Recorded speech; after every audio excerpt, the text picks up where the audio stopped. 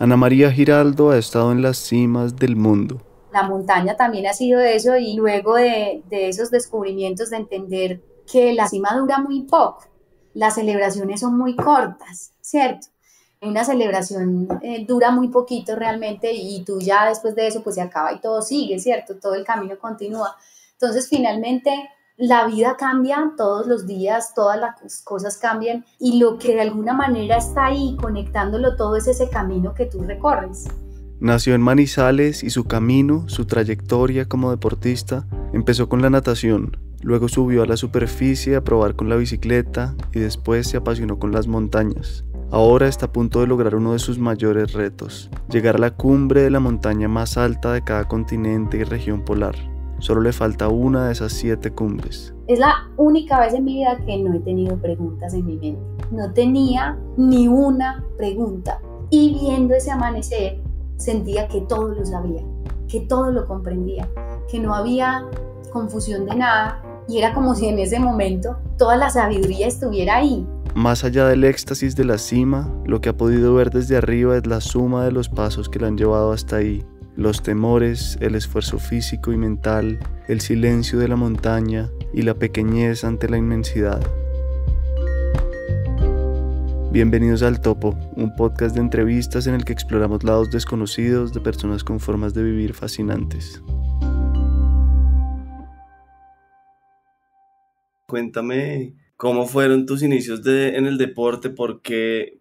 Sí, ¿es un don? ¿Es un interés? ¿Cómo te lo cultivaron? ¿Cómo arrancó eso? Bueno, Miguel, esa pregunta es chévere porque hay gente que nace como con el biotipo para algo, ¿cierto? Y como que lo descubre muy rápido. Entonces, no sé, si uno ve a Michael Phelps y ve la historia de Phelps, uno ve que científicamente, de verdad, el man estaba diseñado para ser nadador. Y hay otras personas que trabajamos y cultivamos ciertas cosas para desarrollar un nivel y enfrentarnos a los retos que tenemos.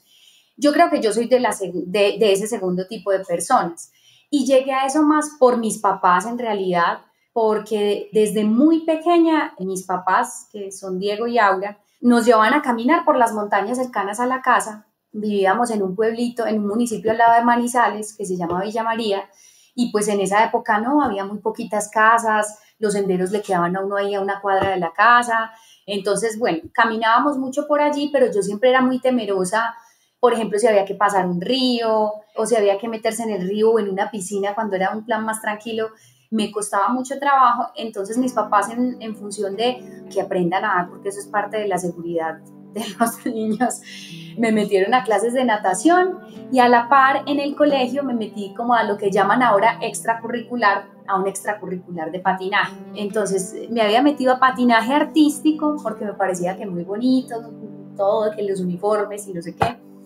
Y pues a clases de natación. Las clases de natación al principio no las disfrutaba ni si. Yo solo recuerdo como llorar mucho en la piscina y como entre 3 personas tratar de darme la clase porque era demasiado temerosa. Entonces las primeras clases eran como un sufrimiento, porque era meterme a la piscina sí o sí, y bueno, hasta que de alguna manera poco a poco ese esfuerzo continuado del entrenador, del señor Carlos Paipilla, que ya murió, era el entrenador de natación clásica de Manizales, me enseñó, él logró este desafío y aprendí a nadar. Y en el colegio entonces seguí 2 días a la semana con patinaje artístico y empecé a aprender todos los estilos de natación, empecé a hacer pirueticas pues sencillas en patinaje en el colegio, y sucedió que con patinaje artístico, gustándome más, cada vez que iba a competir, que había un intercolegiado, que había una competencia del colegio o algo así, algo pasaba.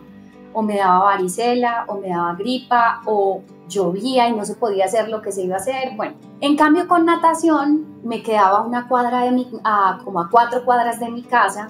La única forma de no nadar era que cayeran rayos. De resto, si llovía, allá había que ir a hacer el trabajo.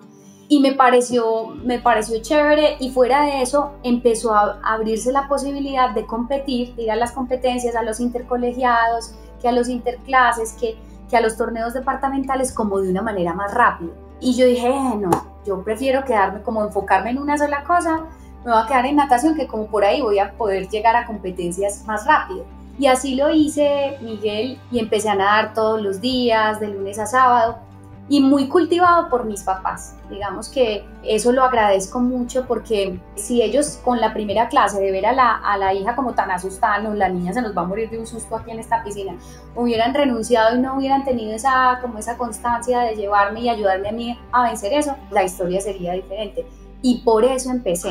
¿Y ellos tenían algún interés en que tú fueras deportista o simplemente era una actividad extracurricular ahí para que aprendieras pues como todo? Sí, yo creo que era simplemente el interés de que aprovecháramos el tiempo libre en cosas chéveres. Entonces, por ejemplo, a mi hermano Juan estaba aprendiendo violín, Santiago estaba aprendiendo a tocar el piano y en el taller de dibujo, y yo estaba en natación. Entonces, fue más el convencimiento de ellos en cuanto al tema de aprovechar el tiempo libre. Obviamente ya con el tiempo, cuando empezamos a ir a los torneos, cuando empecé a ganar medallas, se emocionaron y estaban para apoyarme en todo, y entonces los retos de uno como que se vuelven los retos de ellos y súper empeliculados con el tema, y así me acompañaron 9 años. Yo aprendí a nadar todos los estilos y dejé un tiempo la natación, pues como que listo, ya aprendí a nadar, chévere, para cada vez que voy a una piscina. Además que la piscina de Villa María se dañó y no, eso no, la alcaldía no tenía el dinero, pues no la arreglaban, entonces ese tiempo pues no hubo cómo ir a nadar, fue siempre un año, tal vez algo más.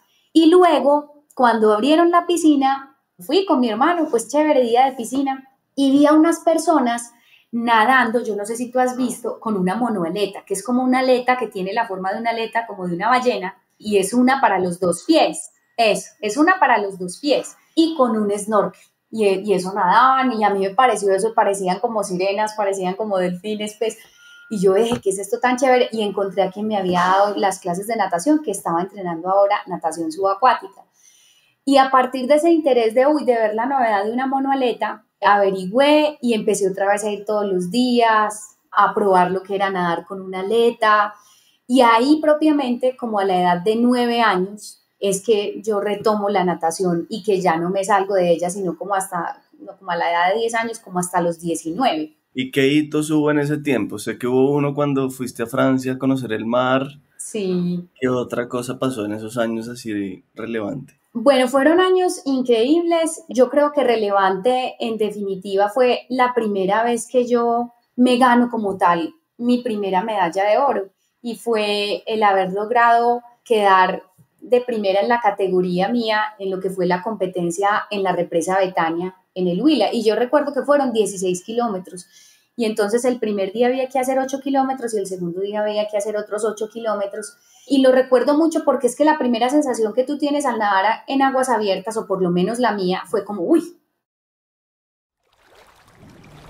todo está oscuro, no veo nada, me pasa un palo por un lado, o sea, como el susto y de verse en esta inmensidad. Entonces era como el susto inicial y saber que tocaba nadar 2 días en esas condiciones y lograrlo.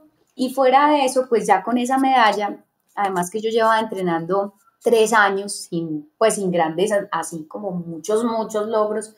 Y esta medalla me da la entrada a mí a la selección Colombia que iba para el Mundial de Larga Distancia. Y cuando yo te hablo de un mundial de larga distancia, es que para mí irme a otro país era como una película, porque no estaba como dentro del radar, no estaba como dentro de las posibilidades de mi familia en ese momento. Entonces, cuando se abre esa oportunidad de ser selección Colombia, además que como que al principio uno siente, no, soy selección Colombia, listo, ya viajo al Mundial de Francia. Pero un momento, o sea, no es que usted por el simple hecho de ser selección Colombia tiene ya garantizado su viaje a Francia. Por un lado hay que entrenar y por otro lado pues conseguirse la plata para viajar a Francia.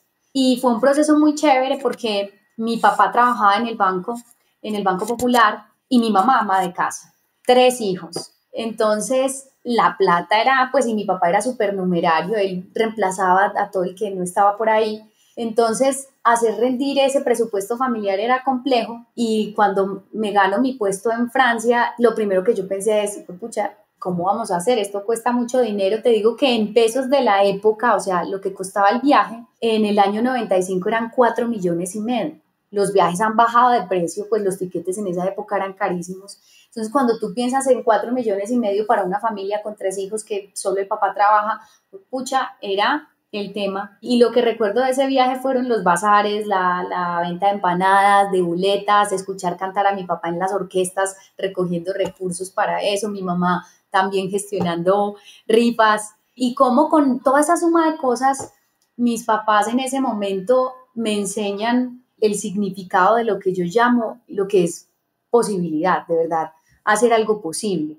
Eso yo lo viví a la edad de 15 años, era como sin tener ni un peso, de la noche a la mañana, ellos logran recaudar 4,5 millones para que yo viaje a Francia. O sea, era como de locos. Y recuerdo mucho algo muy especial, y era que cuando yo fui a ese viaje, y todavía lo recuerdo así, yo veía las calles por las ciudades y pueblitos por donde yo pasaba, y el mar y todo, porque yo no conocía el mar, lo veía como en el color de las películas, como la imagen que se ve cuando uno va a cine, y así lo tengo escrito en la bitácora de esa época, que todavía la tengo guardada, que yo relato que todo lo veía como en el color de las películas. Entonces, ese fue un hito maravilloso. ¿A dónde fuiste? ¿A qué parte de Francia? Fue a un pueblito que se llama La Ciotat, y eso queda como a media hora o 40 minutos de Marsella, porque la competencia era en el mar Mediterráneo. Entonces, claro, fue el viaje, el torneo en sí, ver personas de tantos países, el desfile con las banderas de los países,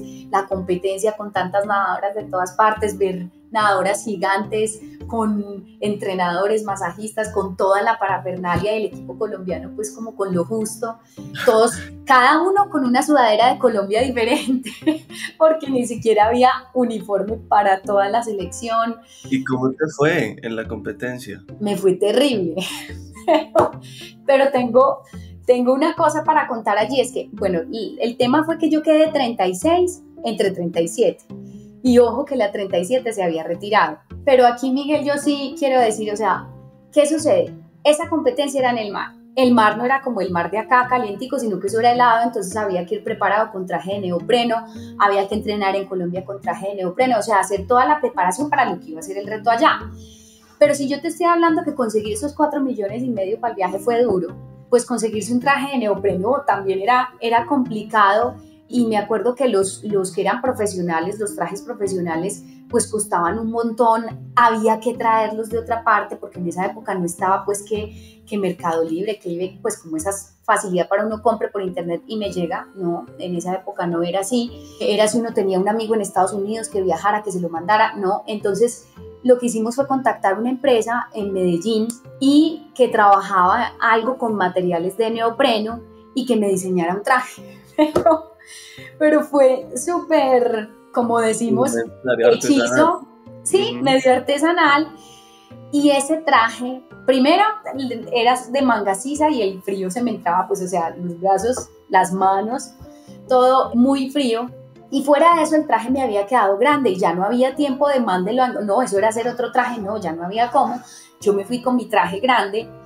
Y claro, cuando esos trajes tienen que quedar tan apretados que casi que tú te tienes que echar vaselina para que eso pueda entrar, porque eso queda a presión.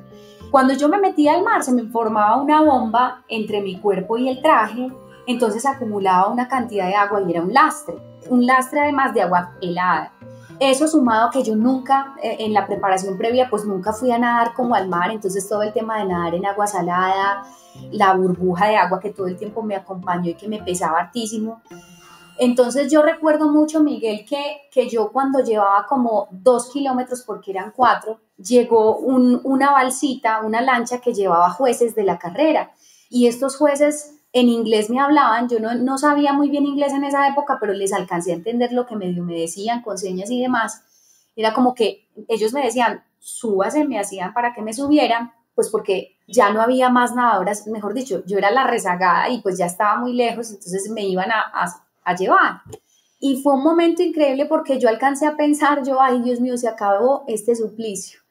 Yo tenía ampollas en los pies, la garganta estaba súper mal porque estaba pelada por la sal del mar, la boca la tenía encalambrada del frío, entonces no la podía cerrar, entonces tragaba mucha agua, la burbuja de agua helada. Yo dije, llegó mi salvación, me voy a subir a esta vaina y termino.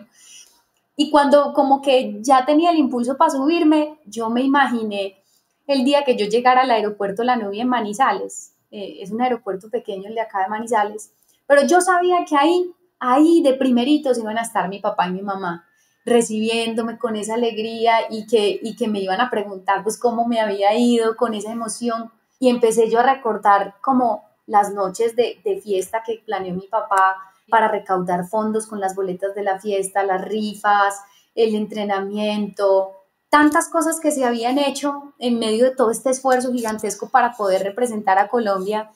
Y yo dije, juepucha, y yo retirarme, decir que ni siquiera la terminé.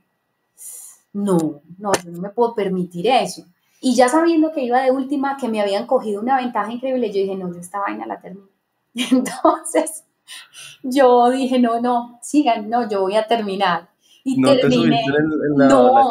No me subí, nada. Y cuando llegué, o sea, me quité la monoaleta, alcancé a ver que estaban ya haciendo la premiación, le tomé la foto a las que habían quedado, que en el podium quedaron unas rusas y ganó una ucraniana, creo, y de una para la ambulancia, porque yo llegué con una hipotermia, entonces me ayudaron a quitarme el traje, yo temblaba, me dieron una pastilla, me pusieron manta térmica y ahí estuve en la ambulancia como media hora hasta que me recuperé, pero la verdad fue que, o sea, la di toda y yo creo que eso me forjó mucho el carácter en cuanto a que yo no soy una mujer que desfallezca con facilidad ante las cosas y recuerdo mucho esa experiencia y recuerdo ese esfuerzo y por eso lo cuento con orgullo, pues no lo cuento ni con pena, o sea, lo cuento de verdad. Había que explicar esa posición, ese lugar. Claro, yo lo cuento con todo el orgullo y yo dije, pucha, terminé. Ya después vinieron otros hitos muy chéveres como pues el nivel lo fui mejorando y ya años más tarde o 2 años más tarde en Polonia llega el Mundial de larga distancia, pero ya en categoría mayores. Ahí te estoy hablando que ahí las personas nadan mucho más rápido, ya es como nadar en una categoría abierta y eran como unas 40 nadadoras de todo el mundo y ahí logro llegar a la posición 16 nadando en un lago en Polonia. Entonces, con muy buenos tiempos, o sea, y Colombia era una época en la que Colombia apenas estaba peleando posiciones en natación subacuática en el mundo, una medalla era, pues, no, mejor dicho, el sueño de todos, pero eso se tardó muchos años en lograrlo porque era un deporte nuevo en el país y ya la historia es que hay campeones en el país de esta disciplina deportiva. También otro hito chévere fue el lograr quedar de campeona panamericana en los 6 kilómetros en San Andrés y haber logrado la vuelta más rápida entre hombres y mujeres en esa oportunidad.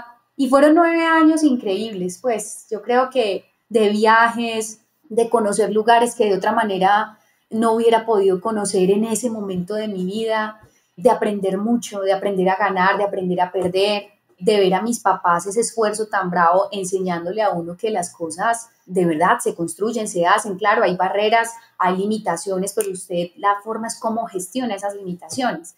Entonces, bueno, no, fue un periodo muy bonito hasta que un día llego a la piscina a entrenar y gracias, mejor dicho, a que hablo con otra compañera y esa compañera me dice, ay, yo le voy a decir hoy al entrenador que me voy a retirar. Y yo, ¿en serio? Y era pues de las mejores del equipo. Y yo, ¿en serio? ¿En serio? Y de una me sale a mí como ese semáforo o esa vocecita interior que me dice, oiga, usted hace rato viene como aburrida nadando, como que ya no ¿Cómo se qué? disfruta, como aburrida nadando. Uh-huh. ¿Por qué no hace usted también lo mismo? Y ese día me retiré, pero fueron 9 años increíbles, de mucha felicidad. ¿A qué edad te retiraste? ¿A qué edad fue eso? Me retiré a los 19 años. ¿Y ahí ya estabas convencida de que ibas a ser deportista en la vida o estabas pensando en estudiar una carrera tradicional y... Pues mira, yo ya había de hecho empezado una carrera cuando yo salgo del colegio. Yo salí de 17 años y el siguiente año yo decido no estudiar porque iba a dedicarme a entrenar tiempo completo. Ya estaba dentro del programa de deportistas apoyados de Colombia, entonces ya por lo menos me pagaban mensualmente por nadar. Si yo quedaba para Selección Colombia me garantizaban los tiquetes y el viaje, entonces ya no era como este sufrimiento, había que mantener unas marcas y demás. Entonces el siguiente año fue de entrenar solamente y luego ya con 18 años yo digo, no, bueno, ahora sí, ya después de este año dedicado a la natación voy a seguir en natación, súper juiciosa, enfocada, pero voy a empezar la carrera. Y ahí empiezo ingeniería electrónica en la Nacional y, pucha, lo que fue compaginar ingeniería electrónica con natación y mantener mi cupo en el programa Deportista 100 de Oro fue un reto tremendo que al final de ese año, de ese primer año de universidad, yo termino pesando 47 kilos. Mi peso habitual son 51, 52, yo de 47 ya me veo enferma. Entonces yo termino pesando 47 kilos con un nivel de estrés tremendo porque rendir en la universidad, mantener las marcas para que no me retiraran del programa, para seguir viajando a los torneos. Era un tren de vida bien, bien complejo. Y al siguiente año viene un torneo en Italia, estaba preparándome mucho para ir y por unas diferencias con el entrenador de la selección me saca de ese grupo de seleccionados para ir a Italia. Yo ya tenía mis tiquetes porque era deportista apoyada y ya digamos que tenía esa garantía. Y yo creo que eso detona en mí el cuestionarme si de verdad seguir en ese lugar tenía sentido para mí o si yo ya quería hacer otras cosas. Yo tenía a mi hermano mayor, a Juan Diego, que todo el tiempo me decía como, oye, ¿usted cuándo va a salirse de esa piscina? Que yo le presento a mis amigos que montan bicicleta, los que se suben montañas, pues que no dando vueltas en una piscina todo el día, qué pereza. Entonces yo tenía esa voz, tenía el cansancio acumulado de la carrera, más esas horas de entrenamiento, más la presión. Entonces el entrenamiento para mí se empezó a volver algo no disfrutable, como que no sentía tranquilidad, paz interior, porque tú puedes estar muy enfocado, entregarla toda, estar clavado en algo, cansado, ¿cierto? Pero sientes esa convicción en el interior que es tu lugar. Pero cuando tú ya no sientes como esa convicción y esa paz interior de que estás en el lugar que es, eso termina reventando por algún lado. Y ese día, para mí, la voz de mi amiga, me voy a retirar, fue el punto decisivo. Y yo dije, pues lo voy a hacer. Y así de la nada, o sea, no tenía planes de retirarme. Dije, listo, yo no vuelvo aquí. Esa tarde llegué a mi casa, le dije a mis papás que me había salido de natación, que ya no quería seguir, y al principio fue como, pero ¿cómo se va a salir si viene el torneo de Brasil, el otro campeonato mundial en Italia? Por Dios, pues puede seguir en los deportistas apoyados. Y yo, ay no, ya no lo disfruto. Y lo siguiente que pasó fue como bueno, pues sí, o sea, son los sueños suyos, tranquila, si es lo que quiere hacer, pues nos hemos gozado mucho su etapa en la natación, pero bueno, dale que te apoyamos. Y entonces ahí sí que vino, sí, terminaste la carrera y suspendiste el deporte un rato o de una bicicleta y lo demás. Pues mira, cuando uno queda picado con el deporte, o sea, de verdad desde el interior, uno ya de ahí no se sale. Ya de ahí es muy difícil porque es algo que alimenta el alma, alimenta el espíritu de una forma increíble.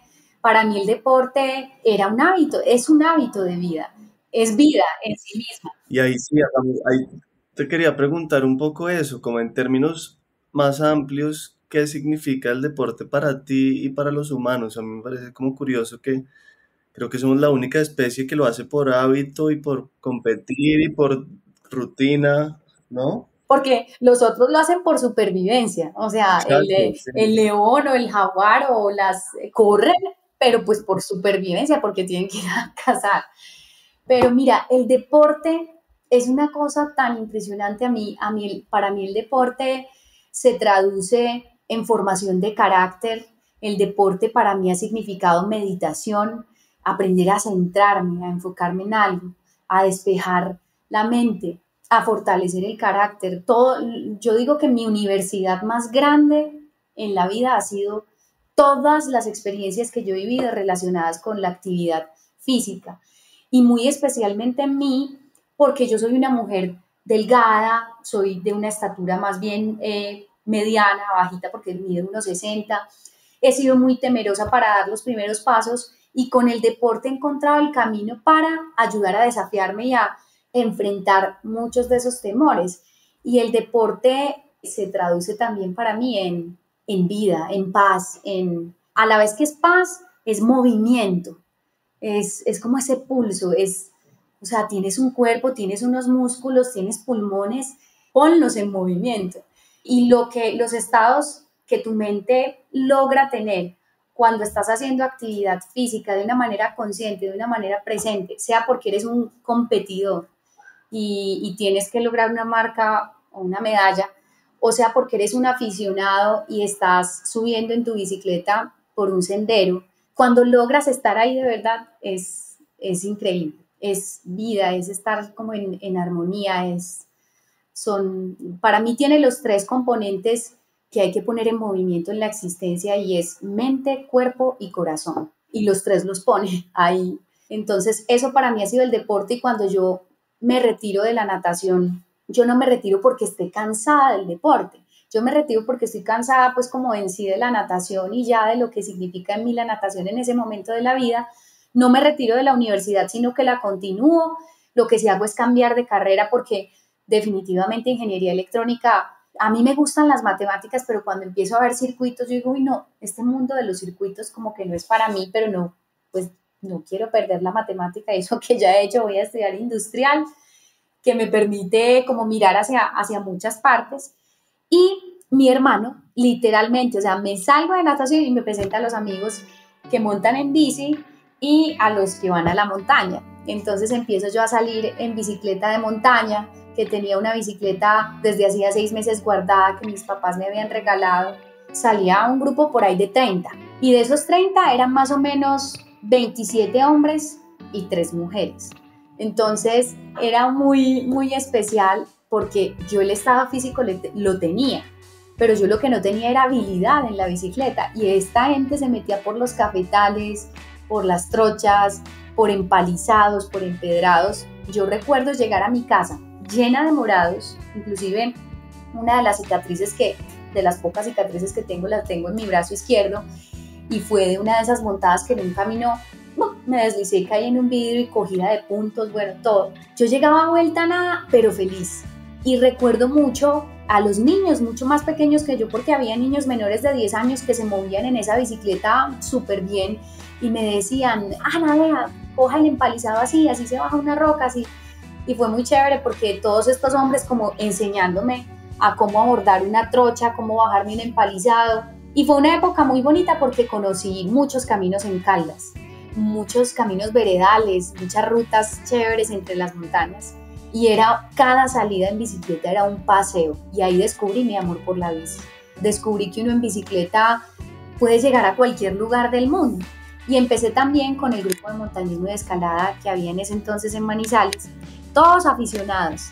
Entonces el tema de ir al Parque Los Nevados, armar la carpa, caminatas por el páramo, luego que la primera vez que para subir al Santa Isabel, al Nevado Santa Isabel, ver los glaciares que yo siempre los había visto, o sea, yo veo nieve y tengo en mi mente los glaciares del Parque Nevados desde que era una niña, una bebé, porque aquí nacemos con eso, en Manizales, en los departamentos de Quindío, Risaralda, Caldas, Tolima, crecemos viendo las montañas y crecemos viendo los glaciares, pero digamos que se vuelven un poco parte del paisaje y pues son muy hermosos, pero ¿cuánta gente los ha visto realmente? ¿Cuánta gente los ha conocido, ha podido caminar en ellos? Muy poca.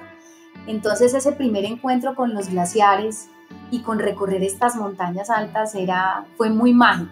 ¿Y ahí también te enamoraste del montañismo o ahí cómo arrancó eso? Sí, mira que esas primeras experiencias caminando por el Parque Nevados, armando campamentos en un sitio que se llama Arenales o en la aproximación al Nevado Santa Isabel, por todas esas zonas era toda una aventura dormir en la carpa, salir en la noche y ver el cielo estrellado o resguardarte en la carpa por una tormenta y empezar a pisar la nieve y subirse hasta los puntos más altos y ver el mundo desde allá era algo increíble, por varias razones. Uno, a mí me encantó de la montaña el silencio, ese silencio que está presente y que te acompaña.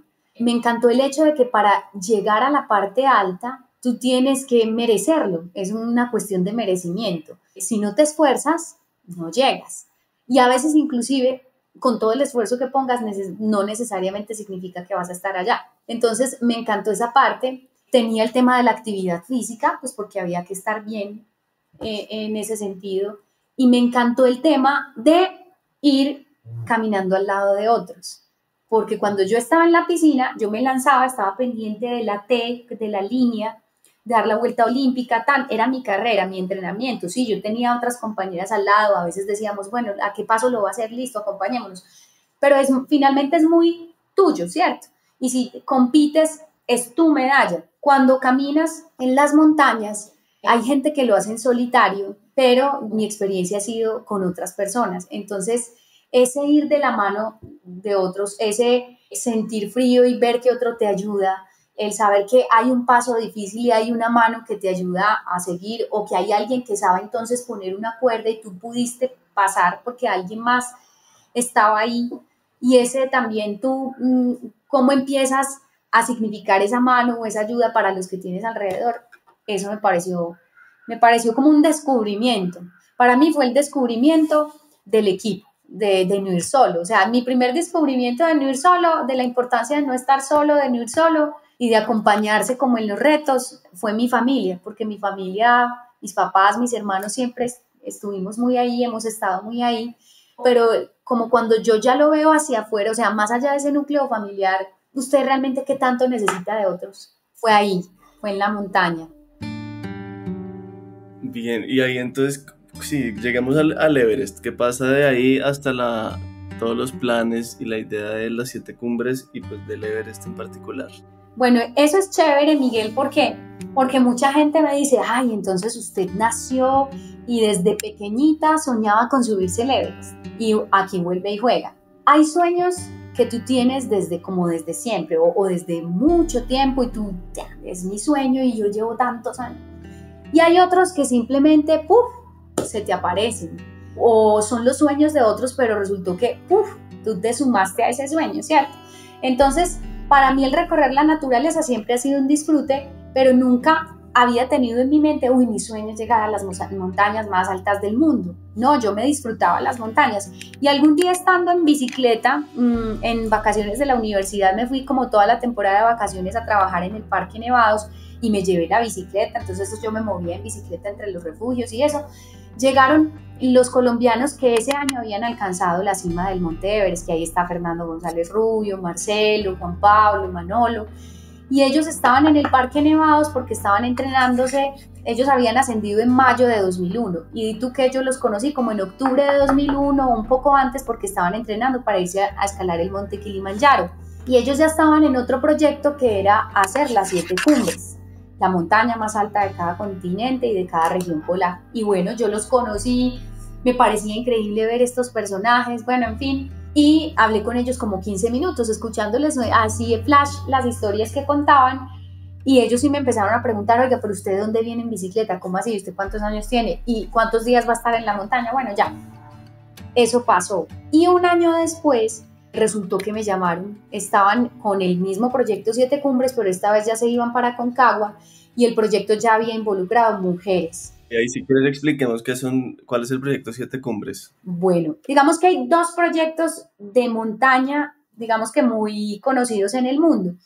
Uno de ellos son los 14 8000, que en el mundo solo hay 14 montañas que superan la altura de 8000 metros. Y un proyecto de montaña es subirse todas esas. Y otro proyecto muy conocido es el proyecto de las 7 cumbres, que implica subirse la montaña más alta de cada continente.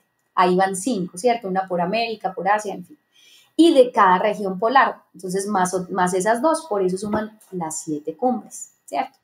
Entonces, ellos ya habían hecho Everest en 2001, habían hecho Kilimanjaro en 2001, y ahora la de África, la más alta de África. Y ahora seguían a escalar la más alta de América, que era el Monte Aconcagua en Argentina. Y el proyecto ya había involucrado mujeres. Ellos necesitaban involucrar una mujer más para el equipo de Aconcagua, porque Diva Criollo, que era la mujer que los había acompañado en África, no podía en Aconcagua. Y bueno, estaban como, bueno, ¿a quién llamamos? Y 2 de las escaladoras en las que pensaron estaban en ese momento fuera del país, y en una reunión que estaban en Bogotá, literalmente se acordaron, venga, esta mujer que vimos montando en bicicleta en los nevados, si monta bicicleta en los nevados y camina en las montañas, de pronto se le mide la cosa, porque en esa época no había muchas mujeres en esto, y así fue, Miguel, ¿me puedes creer? Y uno de ellos, Nelson Cardona, que me conocía porque es de Manizales y había sido guardaparques, era guardaparques de la Unidad de Parques Nacionales, me dijo, yo consigo el teléfono. Y me llamaron, fue así como, bueno, si le interesa, véngase a una reunión en Bogotá que vamos a tener esta semana. Cogí un bus de Expreso Bolivariano, viajé toda la noche, con la ropa que llegué, así llegué a la reunión, me encontré con todos estos personajes y con otros que se habían sumado al proyecto, rayando en carteleras, que era la Concagua, que para cada quien que significaba las 7 cumbres, y me empezaron a contar y me dijeron, bueno, este es el proyecto, queremos invitarla a usted a que nos acompañe a la de Aconcagua, todo está patrocinado y tenemos 6 meses para prepararla, en lo que haya que prepararla.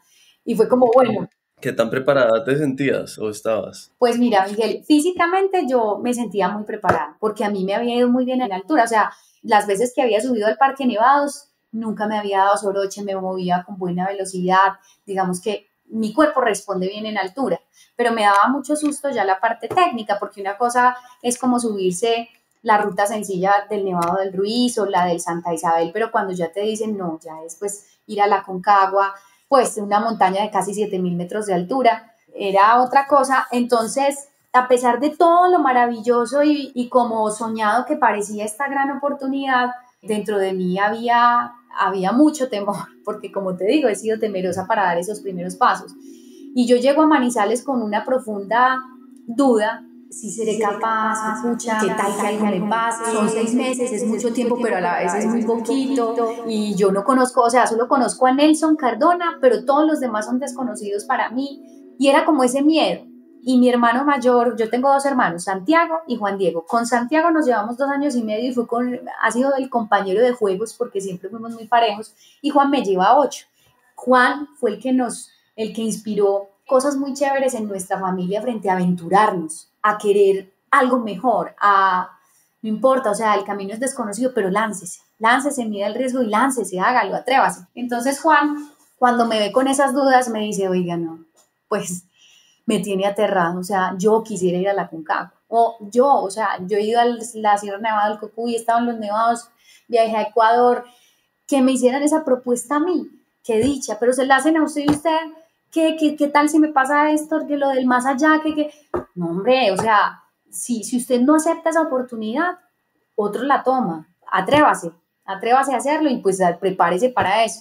Y digamos que me atreví finalmente y fueron 6 meses muy chéveres, increíbles, de estar caminando, de estar aprendiendo al lado de los de las 7 cumbres, de estar aprendiendo de Juan Pablo, de Marcelo, de Rafael Ávila, que es un gran escalador, de Carlos Alberto Camargo, de todos ellos, aprendiendo, o sea, técnicas de montaña, de cómo progresar en glaciar. Estado físico lo tenía todo, pero había que prepararme para esas cosas. Entonces, yo creo que fue como un hito en mi vida, porque a partir de haber tomado esa decisión, se abrió un mundo de posibilidades que en gran medida me tiene donde estoy hoy, haciendo lo que hago hoy, soñando lo que sueño hoy, o sea, fue un hito. ¿Qué sueñas hoy? Pues mira, hoy uno de mis sueños como más inmediatos es terminar las 7 cumbres, estoy a una cumbre de lograrlo.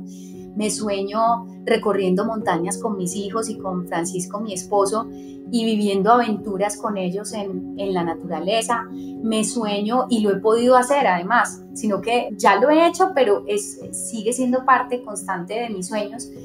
Me sueño recorriendo más montañas al lado de equipos de mujeres, no porque no me guste recorrerlas en equipos mixtos o al lado de hombres, sino porque he descubierto en el proyecto de Mujeres a la Cumbre que llevo a cabo con la empresa de mi hermano Juan, que es Comandai Adventures, que tiene un proyecto que se llama Mujeres a la Cumbre. Y en este proyecto hemos acompañado mujeres al Nevado Santa Isabel y al Nevado del Tolima, que es una experiencia increíble por todo lo que allí se construye, por lo que uno le puede transmitir a muchas mujeres que no se han atrevido a hacer ciertas cosas, no porque no sean capaces, sino porque no han descubierto que son capaces y que lo pueden hacer. Entonces me sueño llevando a cabo más proyectos de este tipo, y no solo en montaña, sino en otro tipo de entornos. Me sueño escribiendo la historia de las 7 cumbres con ilustraciones, de tal forma que tú como Miguel la puedas leer y quieras pasar la siguiente página, pero que mis hijos, siendo más pequeños, vean las ilustraciones y digan, uy, qué chévere, qué pasó en Kilimanjaro y que cómo era esta flor. Entonces me sueño trasladando esas bitácoras de lo que ha sido la vida mía, que desde esa bitácora que yo te cuento del campeonato en Francia hasta la de cada montaña, trasladándola a libros con ilustraciones. Me sueño pues muchas aventuras, y sueño contándole a muchas más personas del mundo lo que ha sido los aprendizajes de mi vida, porque A mí me gusta contar historias, me gusta conversar, por si no te has dado cuenta, me extiendo mucho en las respuestas y he tenido la posibilidad de ser conferencista para muchos grupos. Y cuando yo cuento mis historias, yo siento que las vuelvo a vivir y que fuera de eso, esas historias dejan semillitas sembradas en otras personas. Entonces, desde que tú puedas sembrar algo de todo eso que has recibido en otro, así sea en una persona, es como, felicidad multiplicada. Entonces, esos son como los sueños. ¿Y por qué llegamos a esto? Porque yo te decía que el haber aceptado el Aconcagua fue un hito en mi vida.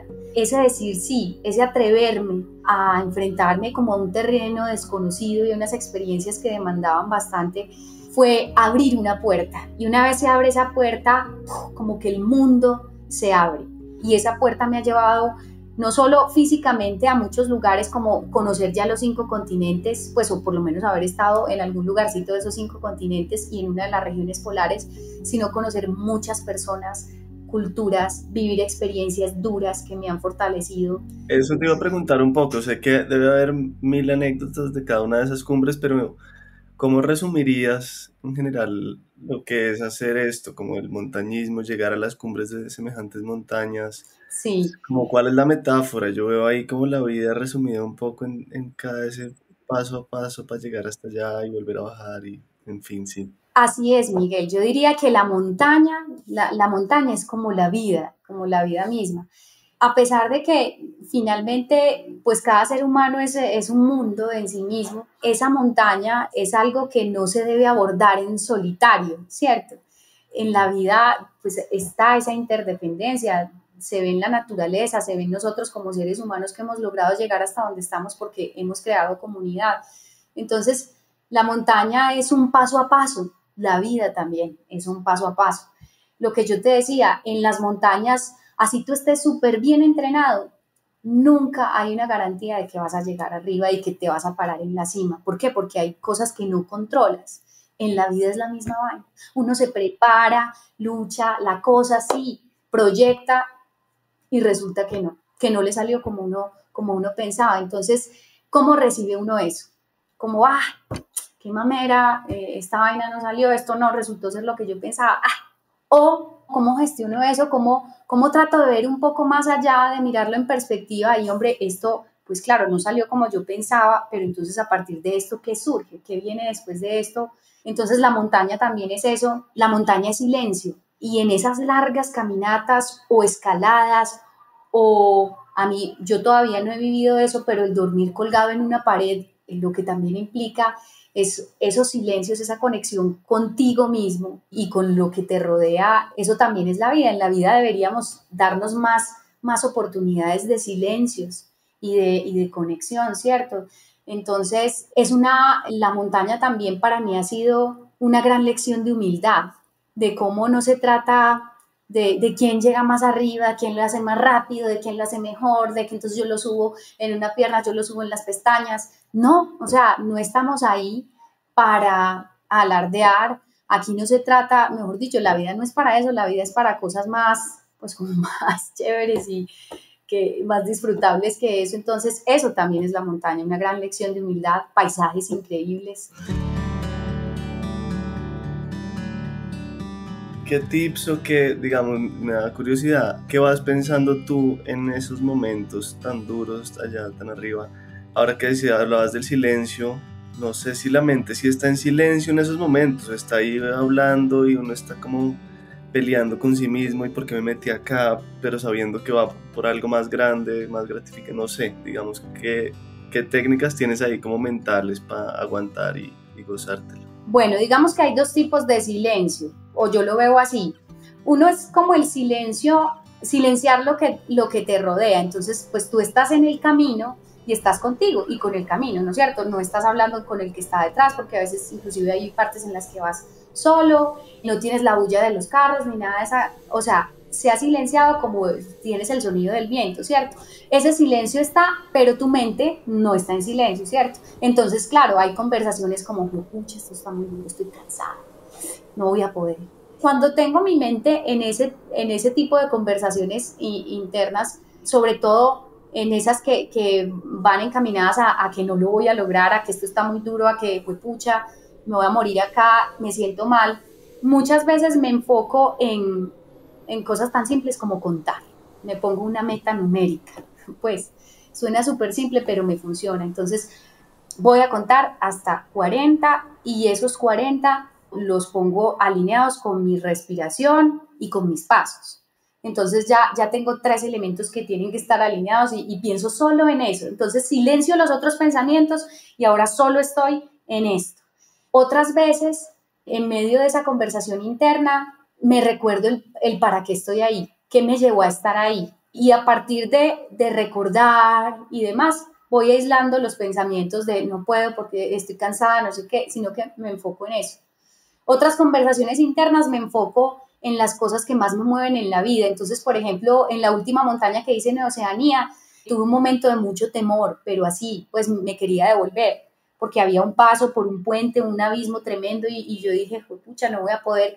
Y ahí, ¿qué hice? Silencié todo lo demás y en mi mente solo puse la imagen de mis hijos Simón y Rafael y de Francisco, mi esposo, y imaginé que estaban del otro lado de ese puente que yo tenía que pasar y ya, no más, no había ningún otro pensamiento. Y hay ya otro tipo de silencio, que es cuando está en silencio todo a tu alrededor y la mente también se logró silenciar y no hay pensamiento y no hay ningún tipo de, como de pensamiento ni de preocupación, simplemente voy en el camino. No muchas veces estaba en ese tipo de silencio, pero es un momento muy disfrutable. Y cosas así relacionadas con ese tipo de momentos que me hayan sucedido, por ejemplo, cuando vi el amanecer en el Everest. Digamos que fue un momento increíble porque tenías que ya, estábamos a unos 20 minutos de llegar a la cima del mundo. Entonces era como, pues pucha, la cima del mundo, vámonos, la foto, además el amanecer está increíble, hay que tomarse la foto en la cima ya. Y sucede que en ese momento como que miro hacia el horizonte y empiezo a ver este amanecer que se degradaba desde el negro, pues así oscuro, en azules, naranjas, rosados, los primeros rayos del sol apenas iluminando las montañas del Himalaya.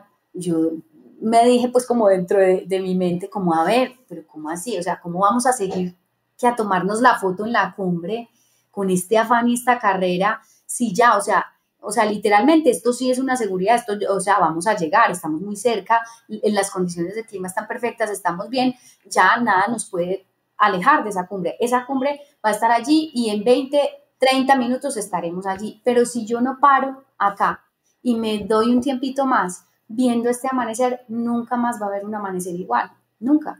Entonces, como que dijimos, bueno, nos quedamos aquí, paramos un momentico, en lugar de seguir y miramos un poquito el amanecer y ya continuamos.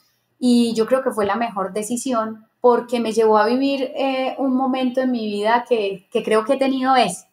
Y es que viendo el amanecer, en medio de ese silencio, pues de las cosas externas, en mi mente, tú sabes que pues a todos nos pasa, que uno siempre en la mente tiene pues pensamientos y preguntas. Uno todo el tiempo está inquieto por cosas, que si será que si tendré la reunión de mañana, que de qué tema haré el próximo podcast, que esto, que la publicación de aquello, que los niños, que el colegio, bueno, muchos pensamientos dependiendo de quién seas tú. Pero siempre hay preguntas, muchas preguntas. Y en ese momento, viendo el amanecer, se me empezaron a salir las lágrimas, o sea, fue como una reacción del cuerpo, como que solo podía llorar de la emoción y era como si yo no tuviera, es la única vez en mi vida que no he tenido preguntas en mi mente, no tenía ni una pregunta y viendo ese amanecer sentía que todo lo sabía, que todo lo comprendía, que no había confusión de nada y era como si en ese momento toda la sabiduría estuviera ahí. Entonces ha sido como el único momento. Entonces la montaña también ha sido eso y luego de esos descubrimientos de entender que la cima dura muy poco, las celebraciones son muy cortas, ¿cierto? Una celebración dura muy poquito realmente y tú ya después de eso pues se acaba y todo sigue, ¿cierto? Todo el camino continúa. Entonces finalmente la vida cambia todos los días, todas las cosas cambian. Lo que de alguna manera está ahí conectándolo todo es ese camino que tú recorres y el cómo te gozas ese camino. independientemente de lo que traiga, ¿cierto? Hasta la dificultad hay que aprendérsela a gozar de alguna manera. Entonces, para mí ese amanecer fue ese momento que te digo y descubrir la importancia del camino, de gozárselo, porque es que ya íbamos a llegar a la cima. Tomábamos la foto, nos quedábamos sin mucho 30 minutos y luego bájese y ya. Entonces, fue increíble. Qué lindo, gracias por compartir todo eso. Y sí, no, iba a hacer una pregunta que de pronto ya la respuesta era esta que acabas de dar. ¿Cuál ha sido un momento memorable que te llega a la cabeza si piensas como en esas 6 cumbres? ¿Cuál otro? Pues ya que contaste este que puede que sea el que se te ocurriera, pero de todas esas otras montañas, en esos sitios, ¿qué Sí. lecciones te han quedado grabada? ¿Qué momento ha sido, pues sí, muy importante? No, muchos, Miguel, son tantos porque van desde aprendizajes tan simples como estaba cruzando por un bosque precioso, yo creo que ha sido de los bosques más lindos que he visto en mi vida, un bosque en la aproximación al Kilimanjaro, y empezar a detenerme en ver las hojas de los árboles. Había una flor que recuerdo que parecía el sombrerito de un duende, ver cómo se filtraban los rayos del sol y era, hombre, la montaña nuevamente es mucho más que la parte nevada o que la parte escabrosa. La montaña es la aproximación, la vida es eso, ¿cierto? Cómo aprendes a ver entre el gran sinnúmero de cosas que hay en todo lo que te rodea, esos detalles especiales que hay por ahí, como esos regalos que están ahí. Si quieres observarlos, pues te los llevas, si no, pues si pasas muy rápido en una carrera, pues te los pierdes, ¿cierto? Llegan más rápido al lugar final, pero te perdiste finalmente una cantidad de detalles. Entonces, momentos de mucha dificultad, como en el Everest a 7.920, que yo ya estaba sin fuerzas, estaba sola en esa parte del camino, porque por decisión propia había dejado ir a mis compañeros adelante, en fin, me quedo sola, sin fuerzas, ya era muy tarde, 5 de la tarde, me faltaba mucho rato todavía, yo ya llevaba 5 horas caminando y me faltaban otras 5 horas para llegar al punto de campo 3 a 8.300, iba sin oxígeno suplementario y de repente como que me doy cuenta que se me fueron las fuerzas, ya estoy liquidada de fuerzas, de ánimo, empecé a llorar, de ver que ya iba a llegar el anochecer y yo ya había visto algunos de esos cuerpos que se ven en la ladera de esa montaña, de esos cuerpos de personas que han quedado allí, y empiezo yo a pensar en que realmente esa es una gran posibilidad. Pero eso, ¿cómo es? ¿Se ven los cuerpos ahí congelados? Sí, no se ven todos porque de hecho hay muchos, hay cuerpos que han caído en grietas, hay cuerpos cubiertos que no están, pero yo, por ejemplo, vi 7 cuerpos en toda la ruta. Y ese día que me pasó esto, yo había visto el cuerpo de un escalador que había muerto el día anterior, bajando de cumbre, como que le dio un infarto y cayó y murió ahí. Y lo supe porque justo como una hora antes de pasar por ese punto, un escalador de Canadá me había dicho, mira, más adelante vas a encontrar el cuerpo de este escalador. Te lo digo como para que estés preparado. Y créeme que cuando yo paso por ese punto, pues ni miré mucho, sino que simplemente seguí, pero cuando estaba aquí sin fuerzas, cansada, tendida en una piedra, a horas de llegar al siguiente punto, me llegó la imagen y yo dije, pucha, voy a quedar aquí. Y fue un momento tan duro porque finalmente te enfrentas a las posibilidades que tienes, ¿cierto? Entonces una posibilidad es, listo, entréguese ya, tranquilo que el frío y la altura lo van a hacer dormir y hasta va a ser una muerte tranquila porque usted se duerme y ni se da cuenta. Está el hecho de la otra posibilidad de usted renuncie, porque es que sí, esta vaina está muy dura, le faltan muchas horas, usted está sin energía, ya no hay caso. Renuncie y devuélvase al campamento 2, que al menos allá tiene posibilidad de sobrevivir. O está la otra posibilidad, párese, saque fuerzas, saque berraquera y trate de llegar a campo 3, por lo menos inténtelo. Y hay momentos, yo no sé si a ti te ha pasado, Miguel, que a pesar de tener todo el conocimiento, todas las herramientas, de estar preparado para eso, te enfrentas a unas opciones y no sabes qué elección tomar. No tienes la claridad. Si tú te hayas preparado para ese momento, no sabes. Y a mí me pasó eso y en ese momento la montaña, la experiencia tan dura que viví, me enseñó algo y es el valor que tienen como las conexiones que uno establece con los seres humanos, con la conexión que uno logra establecer con esos seres humanos que te mueven desde adentro y con tus propios motores, porque en ese momento yo de lo único que me acordé fue que mi mamá y mi papá por el teléfono satelital, una semana antes, la última conversación que había tenido con ellos desde el campo base avanzado, ellos me notaron muy preocupada por el ascenso, como muy cargada emocionalmente, y mi mamá me decía con una voz tranquila, me decía, Ana, tranquila, yo sé que lo van a lograr. Simplemente, si usted llega a un punto en el que no tenga fuerzas, en el que esté muy mal, en el que se sienta sola, piense en su papá y en mí, que hasta allá vamos a llegar. Y así fue, o sea, yo empecé a pensar en ella y en mi papá y yo decía, Dios mío, que me llegue la fuerza de mis papás, porque si no yo aquí me voy a quedar, o sea, no tengo más, ya no tengo nada en mí.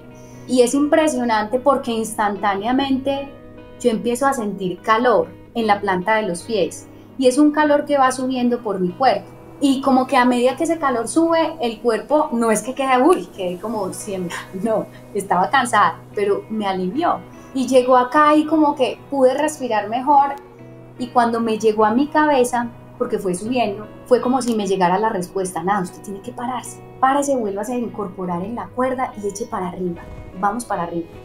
Y vamos a dar 5 pasos. Y así fue, daba 5 pasos, Miguel, 5 porque no había fuerza para el sexto. Y apenas daba el quinto, me ponía a respirar 10 minutos. Eso era con oxígeno también, ¿cierto? No, ahí no tenía oxígeno suplementario. Yo iba como a 7.920 metros. Entonces yo ponía el cronómetro, 10 minutos respirando. Luego sonaba la alarma, listo. Otros 5. Y así. Y fueron 5 horas, porque yo llegué al campamento casi a las 10 de la noche.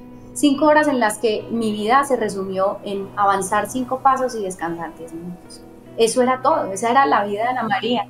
¿Y estabas sola o estabas ahí acompañada? ¿Estaban cerquita? Estaba sola porque es que metros más abajo, Luis Felipe, que es un escalador de Bogotá, que era de mi equipo, él me vio y me dijo, oye, te veo cansada, ¿quieres que te acompañe? Pero esos pensamientos de uno, de los seres humanos, que yo pensé de una, uy, qué bueno, pero no, que vaya, porque es que no, donde yo acepte ayuda es mostrarme como débil, no, yo puedo, pero eso nos pasa, ¿cierto? Y lo dejé ir, entonces él se fue muy tranquilo de que yo iba a llegar, yo le prometí que yo llegaba, y cuando yo llego finalmente a Campo 3, esta gente ya estaba, pues mejor dicho, estaban armando un plan B para mandar sherpas a buscarme, creían que me había caído, o que me había desorientado y había perdido la huella. Mejor dicho, eso había un revuelo en la expedición colombiana desde el campo 3 hasta el campamento base porque dijeron Ana María se nos perdió. ¿Y duermen a esa altura, a 8.000 metros? A 8.300. Por este lado, el último campamento para el ascenso es a 8.300 metros. Wow. Entonces ahí pasamos la noche y ese fue mi momento. Y ese momento, Miguel, ya después, o sea, de revisar ese momento muchas veces, ese momento yo lo resumí en las 3 palabras que yo te dije hace un rato frente a lo que ha sido el deporte para mí. El deporte para mí reúne de una manera increíble esos 3 componentes de la vida que son mente, cuerpo, corazón. Tú puedes estar muy preparado para algo, tener el conocimiento, las competencias, ¿no? Y seguir aprendiendo día tras día. Puedes tener un cuerpo preparado para eso. Finalmente, el cuerpo, hagas lo que tú hagas, es el vehículo para tomar acción. ¿Cierto? Si es un podcast, entonces tus oídos, tu capacidad para conectarte con el otro, en fin. Pero hay momentos en los que todo ser humano va a pasar por alguno o varios momentos tan complejos que se salen de toda la complejidad porque son de verdad ya pasados de complejos, que ni todo lo que tú aprendiste te da la respuesta y tu cuerpo está ya en un punto como de agotamiento y de estrés y depresión que ya también se te funde. Y en ese momento lo único como que le vuelve a uno a dar ese clic, le vuelve a encender el botoncito o la luz interior, es tener como ese motor o ese corazón muy fuerte, una convicción, una persona con la que te logres conectar, eso tiene que estar presente. Y eso a mí me salvó la vida en el Everest y ha sido de esos momentos de mucho aprendizaje y mira, y no fue un momento como de celebración, fue un momento pues muy complejo donde estaba en juego la vida, pero fue un momento de profundo aprendizaje. Qué lindo, qué fuerte. Y qué belleza Sí. ese mensaje de tu mamá. Sí, total, total. No, mi mamá, sabes que yo admiro mucho, mis papás, mis dos papás ya murieron, admiro mucho a esos dos seres, a Diego y a Aura, por muchas cosas. Y recuerdo mucho esa voz de mi mamá, a mí me impresiona lo tranquila, o sea, ella estaba hablando con su hija menor, la niña, pues, la consentida de los tres. Yo estaba al otro lado del planeta, llevaba un mes sin verme, estaba durmiendo a 6.400 metros de altura y al otro día su hija empezaba ya el ascenso final, campamento por campamento, para llegar a la cumbre del mundo a 8.848 metros de altura. ¿Cómo esta mujer tiene esa fortaleza interior para no sumarse a mi caos, sino transmitirme toda la paz? Me parece increíble, me parece increíble. Uy, gracias por todo esto, Ana. Tengo un par de preguntas breves para ir terminando. Claro que sí. ¿Qué es triunfar para ti? Triunfar para mí es ser coherente con lo que he querido ser, es vivir la vida como lo he querido hacer, es estar viviendo mi día a día como lo he soñado. Eso para mí es triunfar. ¿Crees en Dios? Sí, yo creo en Dios. Creo en Dios y el lugar en el que más siento la conexión con esa energía divina del universo, de la que estoy profundamente convencida que todos los seres estamos conectados, es la naturaleza, en todas sus formas, selvas, desiertos, montañas, pero muy especialmente en las montañas. Y aún estando, por ejemplo, yo estoy en la oficina y estoy rodeada de edificios, pero siempre, digamos, si estoy en una conversación con esa energía, lo hago o cerrando mis ojos, o mirando el atardecer, o encontrando algún elemento natural, ¿cierto? Pero si estoy totalmente rodeada de cosas que no son naturaleza, pues la naturaleza está en mí y yo soy la misma puerta hacia esa energía divina. ¿En qué eres fuerte? Yo soy fuerte para afrontar momentos difíciles. Es decir, yo considero que soy una persona con una fortaleza interior que me permite aún en momentos muy complejos emocionalmente, en situaciones límite, mantener la calma. Sobre todo situaciones límite que involucran, digamos que a los seres humanos nos toca mucho el tema de la enfermedad, y más si es de alguien que amamos, ¿cierto? Como esas, yo considero que soy fuerte para asumir ese tipo de situaciones. Soy fuerte para asumir caminos largos. Yo soy de carreras largas, de cosas que requieran como un paso a paso largo, ¿cierto? En eso también soy fuerte. Y la última, ¿a qué crees que viniste a este mundo? ¿Cuál crees que es tu propósito en esta vida? Mi propósito en esta vida, yo creo que mi propósito ha tenido que ver, y creo que sigue teniendo mucho que ver, con recibir y multiplicar. Y lo digo porque he sido una persona muy afortunada y he recibido una cantidad de experiencias tan increíbles que me han enseñado tantas cosas que de alguna manera yo siento, y en ese momento que tuve el amanecer en el Everest, que te digo que no tenía ninguna pregunta, yo sentí que ese momento me estaba comunicando que tenía una responsabilidad muy grande y era que se me estaba entregando algo increíble, un regalo maravilloso que yo tenía que multiplicar. Entonces yo creo que ese es mi propósito. Qué lindo. Gracias, 1.000.000 de gracias, Ana. No, a ti, Miguel, me encantó conversar contigo. Yo no sé, pues a mí me pasa que hay muchas cosas de la experiencia, de las experiencias que uno vive, las cuales solo descubre conversando con otro. Esa última pregunta me ha dado mucha claridad, porque a veces tú puedes tener claro el propósito, pero en el camino lo vas perdiendo y lo vas olvidando. Esa pregunta me hizo recordar como de manera muy clara para qué estoy acá. Así que muchas gracias. A ti, muchas gracias, qué bueno. ¿Quieres dejar algo más dicho? Pues sí, no, es que esa última pregunta, sabes que me dejó como en un estado muy chévere.